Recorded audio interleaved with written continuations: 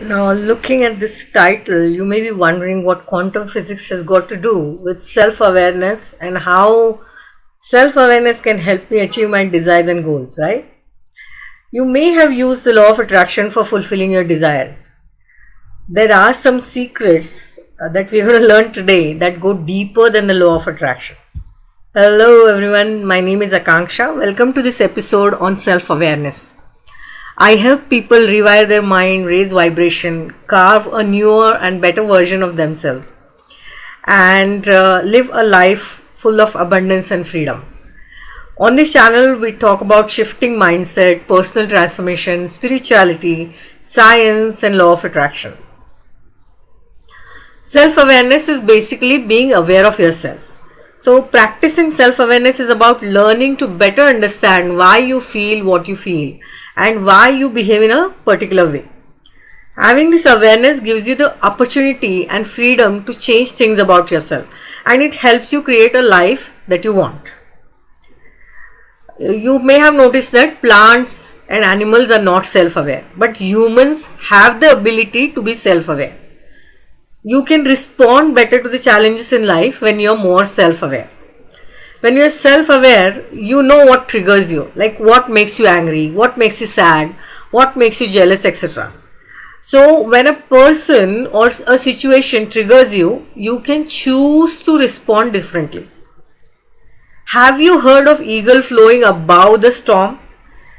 So when the storm comes, the eagle rises above it.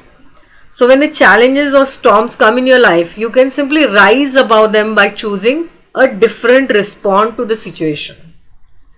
Law of attraction tells you that thoughts become things and that you can attract what you desire. Like you can use techniques like affirmations, vision boards, etc.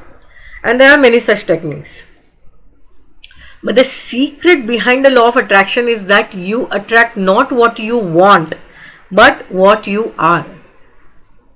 If your vibration is aligned with the reality that you desire, you can manifest it. One way to raise your vibration is to rise above the day-to-day drama or the low vibration emotions like anger, jealousy. Don't get entangled in it. So unless you are self-aware, you will not notice what is actually triggering you, what makes you angry, jealous, and how you can change your response to the trigger. That may be a person or a situation that is triggering you. Physically you are here, but at the same time in your mind you can be somewhere above the drama, and that is when you are at a higher vibration. Dr. Wayne Dyer has said, when you change the way you look at things, the things you look at change. And quantum physics calls it as an observer effect. Now, what is quantum physics? Many of us grow up thinking science is so boring, right? But without science and technology, we would not be able to live the kind of life that we live today. And all of us have studied and understood some basic science. But quantum physics, does it sound complex? So I'm going to explain some of the quantum physics stuff in simple terms. What is quantum physics? How is it different from Newtonian physics? We all have learned Newton's laws in school. But in quantum physics, things work a little differently. Quantum physics is the study of matter and energy at the most fundamental level. In quantum physics, we uncover the properties and behaviors of the very building blocks of nature. Many quantum experiments examine very small objects like protons and electrons, etc. So what is an observer effect? The observer effect in quantum physics says that that light can appear as a particle or as a wave at the same time depending on the observer. So what happens is when you're not self-aware, you may be sucked into or choose to participate in the drama and your perspective will be different. When you're distantly observing and you are in the flow of your own energy, your own purpose, your life will flow like a wave and you will not get sucked into other people's drama or day-to-day drama. You may have heard things like getting what you desire by quantum jumping into parallel timeline or parallel universe. So, what is quantum jumping? You may have also heard similar phrases like timeline jumping or going into parallel universes, like multiverse theory. And it's not just science fiction, it is proven by science. Okay, so if you Google quantum jumping, you'll get something like this. A quantum jump is the abrupt transition from a quantum system from one quantum state to another, from one energy level to another. Well, that doesn't give you much explanation, right? So let's understand this. Let's say you are living in a certain reality. That is your current reality in which you are living now.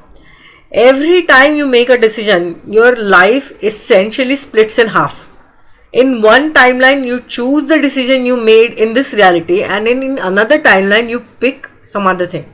So I'll give you an example, like choice of having a smoothie or pizza for breakfast. So if you choose a smoothie, then your reality is moving forward having chosen that smoothie. But there is another you living in another timeline where you choose pizza. So essentially your choices or decisions can take you to a different reality.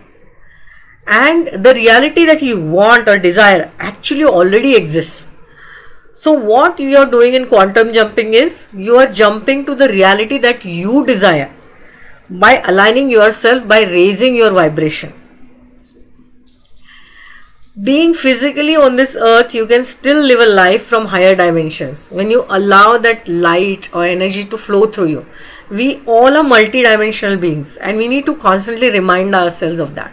So when I say I'm Akanksshaa, I'm not just this body, right? I'm my mind, my intellect, my ego, my memory and the consciousness. So we live our life on so many different layers and dimensions. What happens is when we are self-aware, we can actually refine each layer. So we've seen how we can get what we desire by becoming more self-aware. How does one become more self-aware? So I'm going to give you a few techniques here. One technique is reflection. Where are you at this point in time in life? What do you want to achieve and why do you want to achieve it? What is your inner compass telling you? Do you listen to your intuition? What are your values? So for example, what does your moral compass tell you when you're offered a bribe or you have to give a bribe? So have you observed yourself in these kind of situations without judging yourself? The other day I was watching a show and there is this government employee in that who is at a junior level and he says that he can easily deny the bribes. Right now he is at a junior level because they are small. But once he becomes a senior officer in the rank and he is offered larger bribes, he is not sure if he can deny them. Now that's an ethical dilemma that he is facing. What would be your response in such a situation? Are you aware of yourself? What kind of response can you choose? So you can have these reflections. You can go over your thoughts, feelings and behaviors to see where you meet your own standards, your own values, where you have failed them and how you can improve. Another technique is practicing mindfulness. So mindfulness is being present in the moment and paying attention to yourself and your surroundings rather than getting lost in your thoughts. Many times we are eating food while watching TV, right? We are not eating mindfully.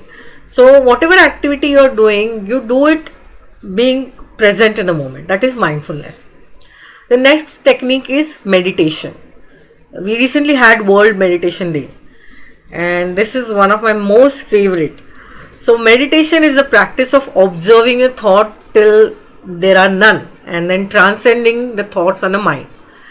You can focus on your breath or a mantra and you can let the thoughts drift instead of trying to hold on to them. Both these practices like mindfulness and meditation can help you become more aware of your internal state and your responses or reactions to things.